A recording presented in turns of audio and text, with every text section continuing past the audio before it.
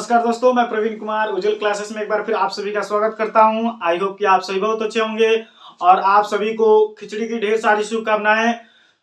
दोस्तों आप सभी लाइक खाइए, खूब मस्ती कीजिए, पतंगे उड़ाइए, ठीक ना। और उसके साथ साथ अपनी पढ़ाई भी कंटिन्यू रखिए, यानी आप पढ़ाई भी जारी रखिए, ठीक है।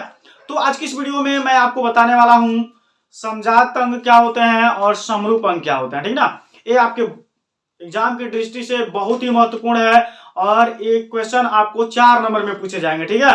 तो आपको पूरे के पूरे 4 नंबर पाने हैं तो आपको ये पूरा वीडियो देखना पड़ेगा और इन दोनों टॉपिक को अच्छे से समझना पड़ेगा, ठीक है।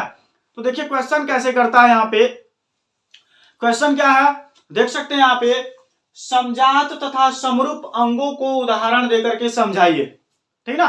क्वेश्चन यही कह रहा है कि देख भाई, तुझे समजात अंग भी बताना है, समरूप अंग भी बताना है और साथ ही साथ उसके उदाहरण को भी बताना है, तभी मैं जाकर के मानूंगा, ठीक है। संतुष्ट तभी होगा जब तुम समजात अंग भी बता दोगे, समरूप अंग भी बता दोगे और दोनों के उदाहरण भी साथ में बताओगे तब, ठीक है।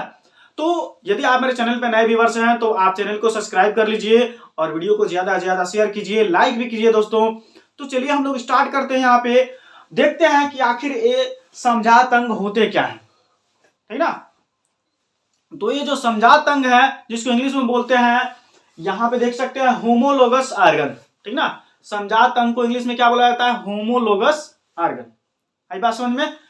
चलिए देखते हैं इसका परिभाषा, ठीक ना। यानी वे अंग जो संरचना एवं उद्भव में समान है, वे अंग जो संरचना एवं उद्भव में तो समान है लेकिन देखने तथा कार्य में परस्पर भिन्न होते हैं, ठीक ना, यानी अलग अलग होते हैं, समजात अंग कहलाते हैं, ठीक है। तो देखिए इसमें मतलब खासियत क्या है कि यहाँ पे आपको कहा कि वे अंग जो संरचना एवं उद्भव में तो समान होते हैं, ठीक ना। मतलब इसकी बनावट होती है, जो इसका विकास होता है बिल्कुल एक समान होता है, ठीक है। कह रहा लेकिन देखने तथा कार्य में परस्पर क्या होते हैं? अलग अलग होते हैं, ठीक ना। ये देखने में और कार्य में बिल्कुल अलग अलग होते हैं, ठीक ना। लेकिन समान क्या होता है? इनकी संरचना और उद्भव समान होता है। तो आपको अच्छे से याद करना है कि वे अंग जो संरचना एवं उद्भव में तो समान है लेकिन देखने तथा कार्य में परस्पर अलग अलग होते हैं, उनको बोलते हैं समजात अंग, ठीक ना, या होमोलोगस ऑर्गन। आई बात समझ में? चलिए ये तो हो गया इसका डेफिनेशन, ठीक है ना। अब हम इसको उदाहरण से इसको समझते हैं, ठीक ना। तो आइए बात करते हैं। इसका उदाहरण है क्या? देखिए चिड़िया, ठीक ना, वैल, बिल्ली, घोड़ा, आदमी के अग्रपाद, रचना एवं उत्पाद में समानता होते हुए भी आकृति एवं कार्यों में भिन्नता है, ठीक ना। कह रहा है चाहे बिल्ली हो गई, ठीक ना, या आप बात करते हैं और चिड़िया हो गई, ठीक ना, आदमी का जो अगला पैर है वो हो गया, व्हेल मछली हो गई, ये सब क्या है? रचना एवं उत्पाद में समान है, ठीक ना। लेकिन आकृति और इनके कार्यों में क्या होती है? विभिन्नताएं पाई जाती हैं, ठीक है ना। तो जिसमें अगर ऐसा आप देखते हैं कि इनकी आकृति है, इनके कार्य हैं बिल्कुल भिन्न भिन्न है और ये बाकी और सारी चीजें एक जैसी हैं, तो इसको आप बोलते हैं समजात अंग। याद रखेंगे होमोलोगस ऑर्गन, ठीक ना।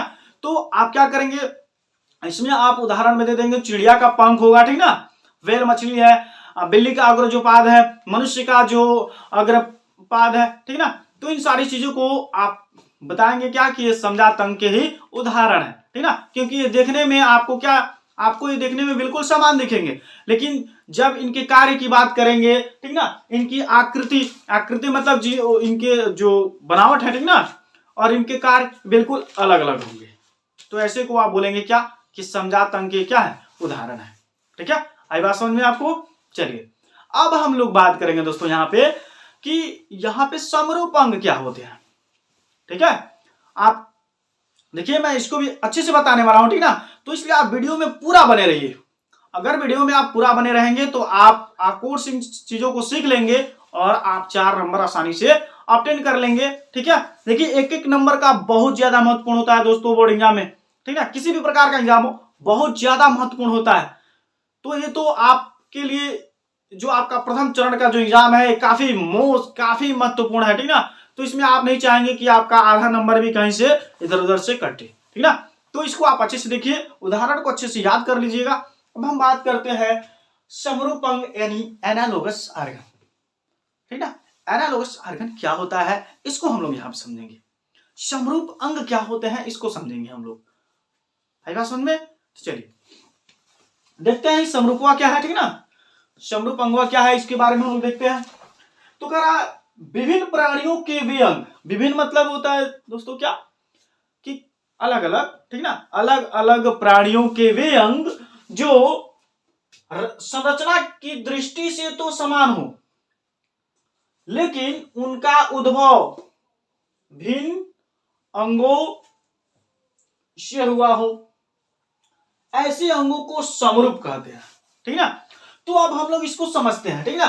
कह रहा है विभिन्न प्राणियों के वे अंग, विभिन्न की बात करें दोस्तों तो अलग अलग प्राणियों, विभिन्न की बात करें तो अलग अलग प्राणियों के वे अंग जो संरचना, उनकी जो बनावट है, ठीक ना, स्ट्रक्चर से, संरचना और बात करें उनकी दृष्टि से, ठीक ना, यानी संरचना की दृष्टि से अगर देखा जाए, उसकी बनावट की दृष्टि से देखा जाए, ठीक ना, तो समान होंगे, ठीक ना।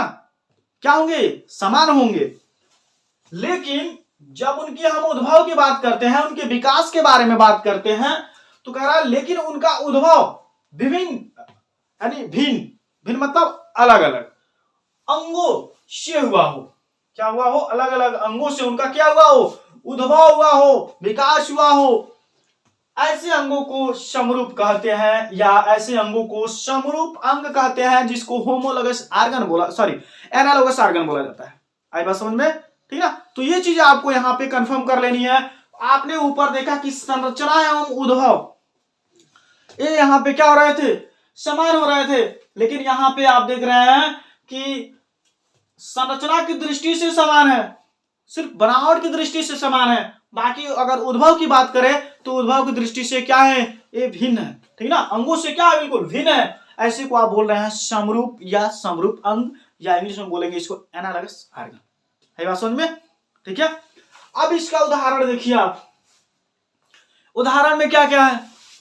तो जैसे बात करें चमगादड़, किसकी बात करें यहां पे दोस्तों? चमगादड़ की, ठीक ना। काकरोच तथा चिड़िया। अब चिड़िया की किसकी? तो चिड़िया के पंख, ठीक ना। फिर बात करते हैं चिड़िया के पंख कार्य की दृष्टि से समान है, ठीक ना। यहां पे जैसे देखिए, यहां पे जो चिड़िया का आप इसमें समजात जो अंग थे, उसमें चिड़िया के पाद से बात की जा रही थी, मतलब चिड़िया का जो अग्रपाद होता है, ठीक ना, जो चिड़िया के दो पैर होते हैं ना, उसकी बात की जा रही थी। लेकिन यहाँ पे आप देख रहे हैं कि जो चमगादड़ है, काकरोच है तथा चिड़िया के पंख कार्य की दृष्टि से समान है, ठीक ना। जो चमगादड़ का जो है पंख है, ठीक ना, काकरोच है, चिड़िया के पंख, इन सब का क्या है? ये पंख कार्य की दृष्टि से क्या है? बिल्कुल समान है, लेकिन उद्भव की दृष्टि से भिन्न है। लेकिन जब यहीं पे बात करें हम उद्भव की बात करेंगे दोस्तों, तो ये दृष्टि से क्या होंगे? बिल्कुल भिन्न होंगे, मतलब देखने से क्या होंगे? बिल्कुल अलग अलग होंगे। आई बात समझ में? तो ये रहा समजात अंग और समरूप अंग, ठीक ना। ये आपको पूरे के पूरे 4 नंबर देने वाला है दोस्तों। आप इसको अच्छे से समझ लीजिए। नहीं समझ में आया हो तो आप वीडियो को दोबारा चालू कीजिए, फिर वहां से देखिए, बार बार इसको देखिए, ठीक ना। और इसको कॉपी में नोट कर लीजिए और इसको याद कर लीजिए, ठीक ना। समझ लीजिए और आपके लिए समझिए कि 4 नंबर तैयार हो गया, ठीक ना। तो पहले आप इसका स्क्रीनशॉट ले लीजिए।